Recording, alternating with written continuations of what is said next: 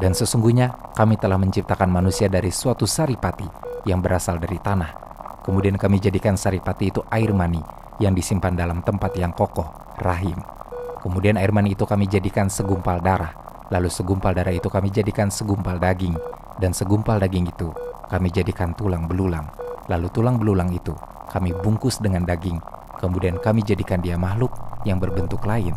Maka maha sucilah Allah, pencipta yang paling baik.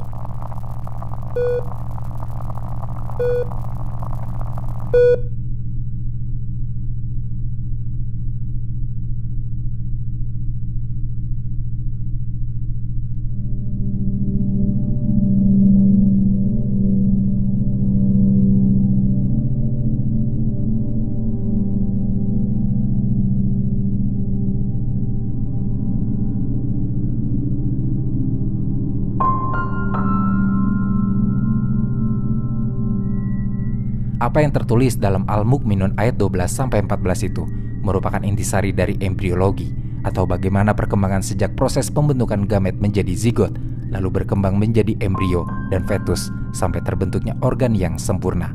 Ini artinya proses terciptanya manusia sudah dijelaskan sejak abad ke-7 di dalam Al-Quran, tapi ilmuwan baru mengetahui siklus pembentukan embriologi yang mendekati sempurna pada abad ke-19.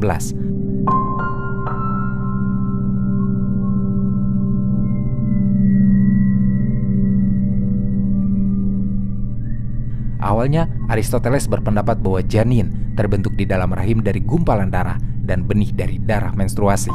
Sementara orang-orang Yunani dan Eropa beranggapan bahwa janin tercipta dari darah menstruasi, dan mereka mengira bahwa janin telah tercipta sepenuhnya serta berada dalam bentuk mini di dalam sperma. Pada tahun 1604, teori berkembang ketika Fabricius menghasilkan gambar embrio ayam yang sangat bagus untuk mendeskripsikan proses pembentukan embrio.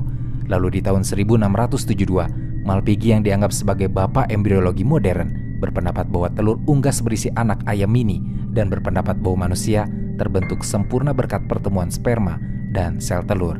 Setahun setelahnya, Leeuwenhoek menemukan mikroskop pertama yang membuat penelitian embriologi manusia berkembang sehingga di tahun 1694, akhirnya gambar spermatozoa manusia berhasil dipresentasikan oleh Hartsoeker yang memberikan teori baru bahwa Homo nucleus atau bentuk manusia yang sempurna telah terbentuk di dalam spermatozoa atau di dalam ovum. Namun, teori ini dipenuhi kontroversi dan pertentangan yang baru berakhir di tahun 1775 ketika Spallanzani menunjukkan bahwa sel telur dan sperma harus bertemu untuk membuat perkembangan di dalam rahim serta membentuk individu baru. Berdasarkan jurnal yang diterbitkan oleh National Institute of Health, siklus perkembangan sel telur mamalia diketahui baru ditemukan pada abad ke-19 oleh von Baer, Darwin, dan Haeckel yang memperkenalkan fase embriologi eksperimental. Penelitian dilanjutkan pada akhir abad ke-19, di mana para ilmuwan berlomba-lomba mempresentasikan teori mereka tentang proses embriologi manusia. Di masa ini, fase penelitian disebut tahap mekanisme. Beberapa ilmuwan yang terkenal dengan teorinya adalah Otto Warburg sebagai penemu mekanisme perkembangan kimia, Ross Harrison yang memperkenalkan teknik kultur sel in vitro atau teknik untuk mengamati perilaku sel, mempelajari fungsi sel, dan melakukan berbagai eksperimen biologi dan medis. Frank Lilly pun menyelidiki mekanisme pembuahan sel telur oleh spermatozoa, serta yang terakhir adalah Hans Sperman yang mempresentasikan mekanisme interaksi jaringan. Belakangan, dengan teknologi yang terus berkembang dan semakin canggih, akhirnya kita bisa melihat embrio dengan jelas. Bahkan, sekarang kita punya teknologi reproduksi buatan, seperti misalnya cloning, yang bisa membantu perkembangan sel telur menjadi janin tanpa dibuahi sperma.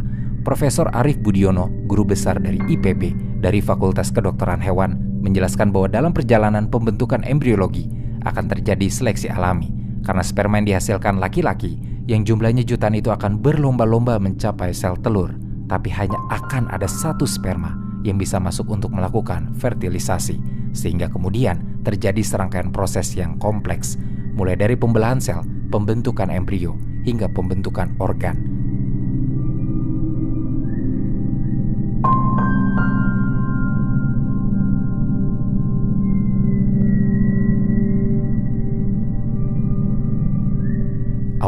juga kemudian menerangkan dalam surat An-Najm ayat 45-46 yang berbunyi, "Dan sesungguhnya dialah yang menciptakan pasangan laki-laki dan perempuan dari mani apabila dipancarkan."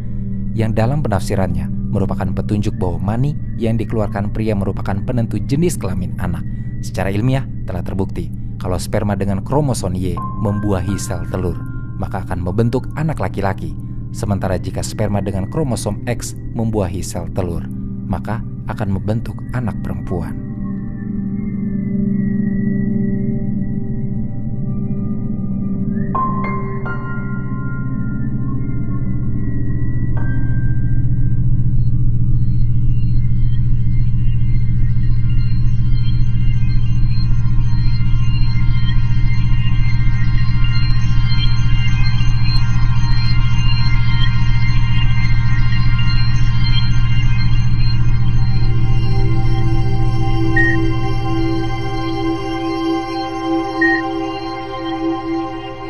Masih berhubungan dengan proses pembentukan embriologi manusia, embrio berkembang akan menjadi janin di dalam rahim, dan perkembangannya pun dijelaskan dalam Al-Quran.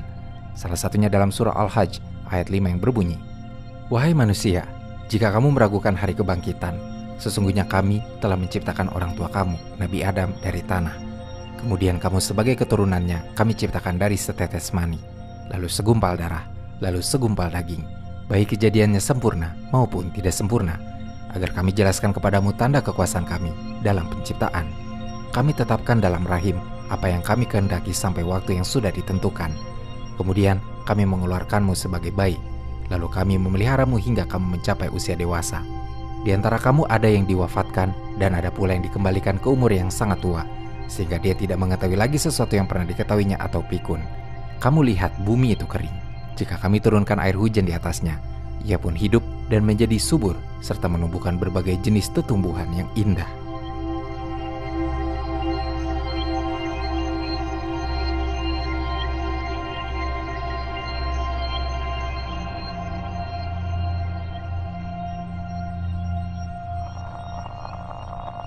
Dalam surat tersebut, Allah telah menjelaskan bahwa kita semua diciptakan dari setetes mani yang akan bertumbuh di dalam rahim menjadi segumpal darah, lalu berkembang menjadi segumpal daging, yang entah sempurna atau tidak, atas ketentuannya akan terlahir sebagai bayi.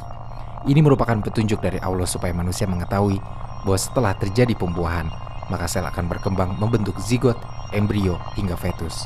Seperti penjelasan dokter kandungan di Maggie Women's Hospital dari University of Pittsburgh Medical Center, yaitu Dr. Draynon Burch. Usia kehamilan rata-rata berlangsung selama 40 minggu. Dalam tahapan waktu tersebut, terdapat 3 fase perkembangan janin, yakni fase germinal atau zigot, embrio, hingga janin.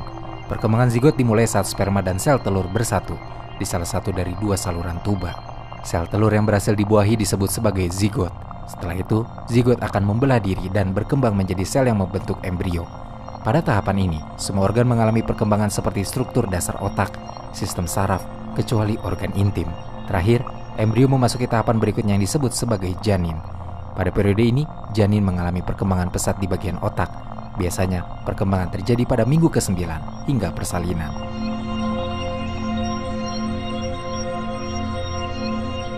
Rasulullah Shallallahu Alaihi Wasallam juga pernah bersabda, "Sesungguhnya salah seorang di antara kalian dipadukan bentuk ciptaannya dalam perut ibunya selama 40 hari dalam bentuk mani, lalu menjadi segumpal darah selama itu pula selama 40 hari, lalu menjadi segumpal daging selama itu pula. Kemudian Allah mengutus malaikat untuk meniupkan ruh pada janin tersebut, lalu ditetapkannya baginya 4 hal: rizkinya, ajalnya, perbuatannya, serta kesengsaraannya dan kebahagiaannya."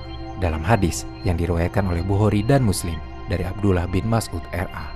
Hadis tersebut memang sejalan dengan firman Allah dalam surah As-Sajdah ayat 7 hingga 10 yang berbunyi, "Yang membuat segala sesuatu yang Dia ciptakan sebaik-baiknya dan yang memulai penciptaan manusia dari tanah. Kemudian Dia menjadikan keturunannya dari saripati air yang hina, air mani. Kemudian Dia menyempurnakan dan meniupkan ke dalam tubuhnya ruh ciptaannya, dan Dia menjadikan bagi kamu pendengaran, penglihatan, dan hati. Tetapi kamu sedikit sekali bersyukur."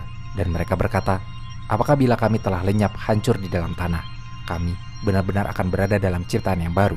Bahkan sebenarnya mereka ingkar akan menemui Robnya." Jika dilihat dari perkembangan ilmu medis yang ada saat ini, Apa yang tertulis di dalam Al-Quran dan apa yang diriwayatkan dalam hadis, tentu ilmuwan akan menyepakati kebenarannya. Sebab apa yang dijelaskan tidak jauh berbeda dengan penemuan yang ada.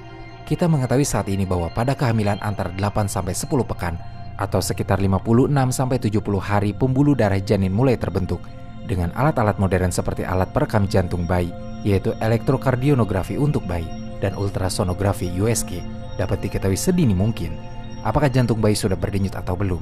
Umumnya, denyut jantung bayi dapat diketahui dan dicatat pada pekan ke-12 atau kurang lebih 84 hari. Tetapi dengan alat sederhana, baru terdengar pada kehamilan 20 pekan atau kira-kira 140 hari. Dibuktikan bahwa kira-kira pada kehamilan 10 pekan, sekitar 70 hari sudah mulai terbentuk sistem jantung dan pembuluh darah. Sejak umur kehamilan 8 pekan atau kira-kira 56 hari, mulai terbentuk hidung, telinga, dan jari-jari dengan kepala membungkuk ke dada. Setelah 12 pekan atau 84 hari, telinga lebih jelas, tetapi mata masih melekat. Leher sudah mulai terbentuk. Alat kelamin sudah terbentuk tetapi belum begitu nampak. Baru setelah 16 pekan, 112 hari, alat kelamin luar terbentuk, sehingga dapat dikenali dan kulit janin berwarna merah tipis sekali. Pada umumnya, plasenta atau ari-ari sudah terbentuk lengkap pada 16 pekan.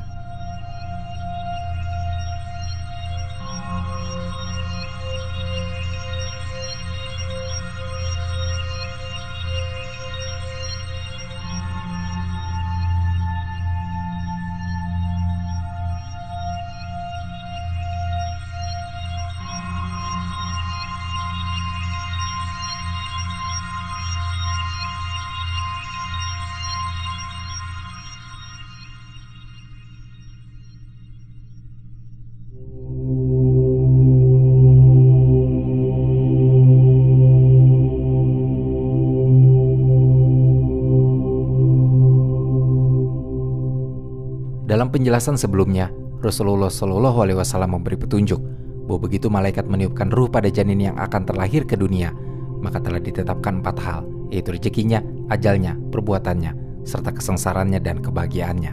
Petunjuk tersebut dalam ilmu neuroscience modern tampaknya sudah terbukti lewat penelitian yang dilakukan oleh Benjamin Libet di tahun 1980, ketika eksperimennya menunjukkan hasil yang menyatakan bahwa otak manusia memang memulai persiapan untuk melakukan tindakan beberapa milidetik sebelum kita secara sadar memutuskan untuk bertindak. Ilmu dan penelitian neuroscience yang terus berkembang membuktikan kalau banyak proses membuat keputusan dan melakukan tindakan itu dipengaruhi oleh aktivitas otak yang tidak disadari oleh manusia.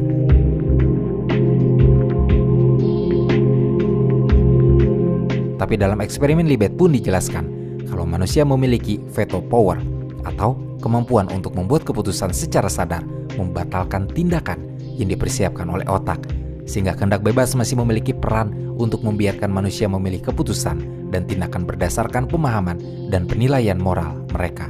Di video yang lain, mungkin kami akan membahas eksperimen Benjamin Libet ini secara mendalam.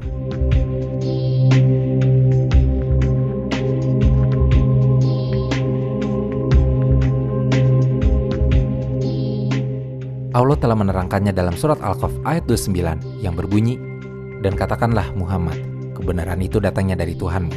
Barang siapa menghendaki beriman, hendaklah dia beriman. Dan barang siapa menghendaki kafir, biarlah dia kafir."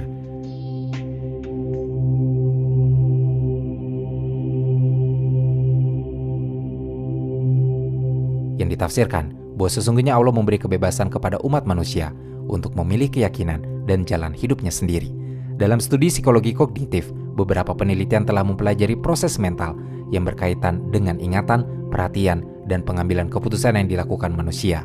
Teori-teori yang dikembangkan seperti misalnya teori kontrol eksekutif, teori disonansi kognitif, atau teori pikiran sosial menunjukkan bahwa meskipun perilaku manusia dipengaruhi oleh lingkungan dan pengalaman sebelumnya, manusia tetap memiliki kemampuan untuk merefleksikan dan membuat keputusan yang didasarkan pada logika dan moralitas yang diyakini masing-masing individu. Namun, sekali lagi Allah menegaskan kalau setiap keputusan yang dibuat itu akan dipertanggungjawabkan oleh manusia sendiri. Penegasan itu bisa dilihat dalam surah An-Nisa ayat 79 yang berbunyi, "Kebajikan apapun yang kamu peroleh adalah dari sisi Allah, dan keburukan apapun yang menimpamu itu dari kesalahan dirimu sendiri." Dan surah Al-Mulk ayat 2 yang berbunyi, "Yang menciptakan mati dan hidup untuk menguji kamu, siapa di antara kamu yang lebih baik amalnya." Penegasan tersebut sudah terjelaskan dari perspektif saintifik, yang membuktikan dan mendukung kalaupun ada faktor-faktor yang mempengaruhi keputusan manusia seperti genetika, lingkungan, dan proses otak. Tetap, manusia diberikan kemampuan oleh Allah untuk membuat keputusan secara sadar di luar sesuatu yang telah digariskan, dan manusia harus bertanggung jawab atas keputusan dan pilihan tersebut.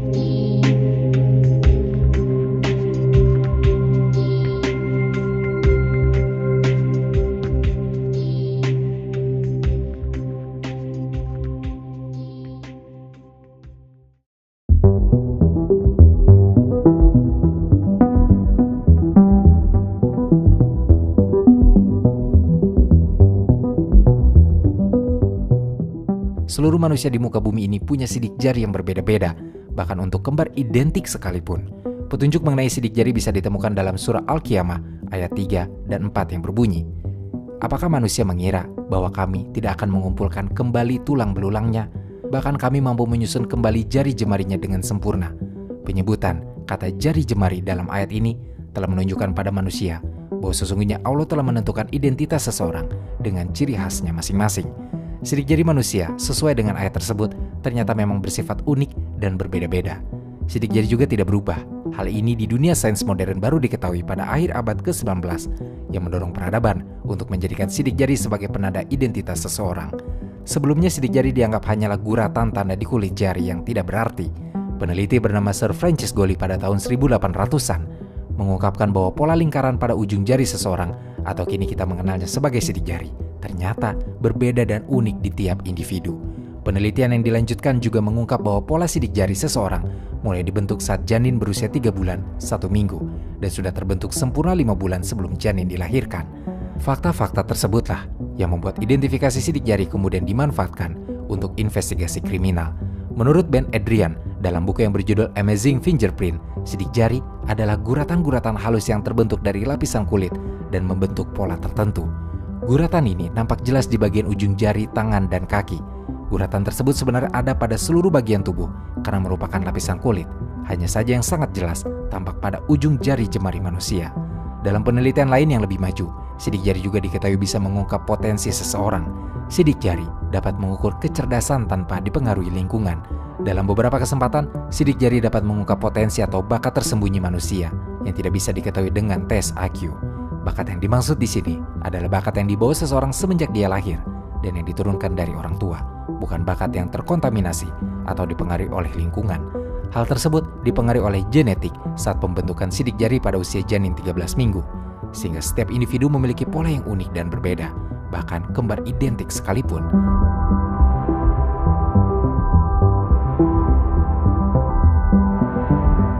Dalam tafsir ilmi Kementerian Agama Republik Indonesia, bahkan dijelaskan mengenai surah Al-Qiyamah ayat 3 dan 4 ini, bahwa ketika Yaum Al-Hisab atau hari perhitungan amal, sidik jari, ujung jari, berperan penting untuk mengungkap seluruh perbuatan yang dilakukan seseorang selama hidup di dunia.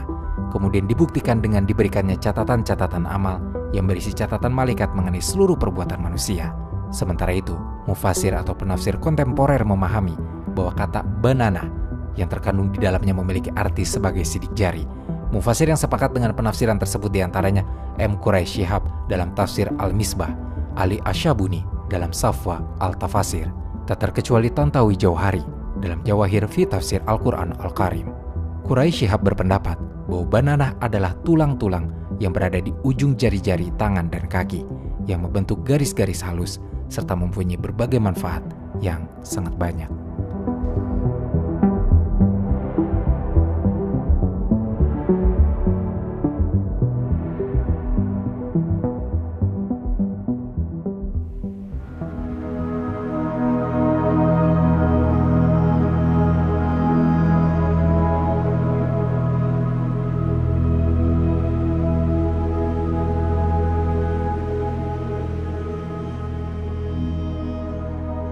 Dalam surah Al-Furqan ayat 54, Allah berfirman, "Dan dia pula yang menciptakan manusia dari air. Lalu dia jadikan manusia itu mempunyai keturunan dan musyaharah, dan Tuhanmu adalah Maha Kuasa." Diterangkan oleh Allah bahwa manusia itu diciptakan dari air. Apa yang tertulis di dalam Al-Furqan ayat 54 telah dibuktikan dalam berbagai penemuan ilmiah modern. Salah satu buktinya yang paling terkenal karena cukup kontroversial adalah eksperimen Miller-Urey yang bertajuk Origins of Life and Evolution of Biospheres, di tahun 1953 oleh Stanley Miller dan Harold Urey. Eksperimen tersebut mengembangkan teori abiogenesis yang menjelaskan bahwa pada kondisi awal bumi, sekitar 3,5 miliar tahun yang lalu, kondisi kimia di atmosfer dan di lautan membentuk molekul organik sederhana, seperti asam amino dan nukleotida. Ini dianggap sebagai langkah pertama menuju pembentukan protobion, struktur yang mampu bereproduksi dan menghasilkan energi. Eksperimen Miller-Urey sendiri telah menunjukkan bahwa bahan kimia sederhana seperti air, metana, amonia, dan gas hidrogen itu dapat bereaksi menjadi asam amino dan komponen organik lainnya di bawah kondisi yang mensimulasikan kondisi awal bumi. Eksperimen ini yang mendukung gagasan bahwa molekul organik kompleks dapat terbentuk secara alami. Secara keseluruhan, abiogenesis menerangkan bagaimana materi non-hidup bisa berevolusi menjadi bentuk kehidupan yang paling sederhana, dengan evolusi yang bertahap menuju organisme yang lebih kompleks melalui proses seleksi alam dan evolusi biologis. Atau sederhananya, teori abiogenesis ini menyatakan kalau kehidupan di bumi ini bermula dari reaksi kimia di dalam air pada kondisi primitif bumi. Air menjadi lingkungan asli kehidupan yang dianggap sebagai keberadaan bentuk kehidupan pertama dan mendukung kehidupan di bumi hingga saat ini. Teori abiogenesis sebetulnya pun sudah Allah jelaskan dalam surah Al-Anbiya ayat 30 yang berbunyi, "Dan kami jadikan segala sesuatu yang hidup berasal dari air." Manusia pun sebenarnya tercipta dari air. Proses reproduksi manusia yang dimulai dari pembuahan atau fertilisasi menjelaskan bagaimana sel sperma yang terdiri dari sebagian besar air itu membuahi sel telur dalam lingkungan air yang ada dalam tubuh perempuan. Bahkan kemudian dalam proses menjadi janin, air juga berperan sangat besar dalam proses perkembangan embrio dengan cairan ketuban yang melindungi janin selama masa kehamilan. Sejauh ini, penelitian modern yang berkembang telah mengkonfirmasi tahapan dengan bantuan teknologi, khususnya mikroskop dan pencitraan medis.